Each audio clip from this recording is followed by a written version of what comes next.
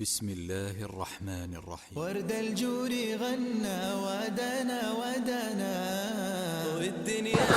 أول شيء سلام عليكم. مساء الخير. الله يعافيك.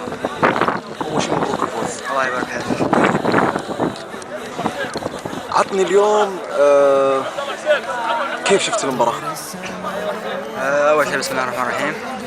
الحمد لله على افتتاح الدورة. افتتاح الدورة كان جميل جدا.